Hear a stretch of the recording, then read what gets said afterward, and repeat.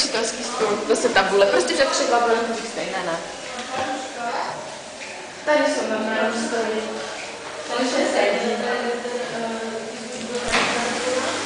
Tady sedí naše kameramanka. A tady bordel, jak vidíte.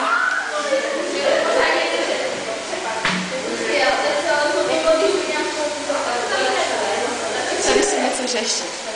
To bude závažné. Radši ne to. A tady je sadrovací stůl. Ořezávačka. Podíváme se na práci studentky Denisky, která neumí vypnout vodu.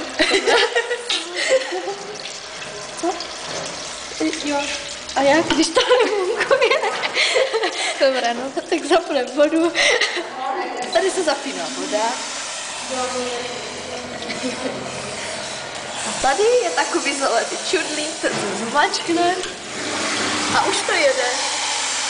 Co? Zvučí. A už to bylo.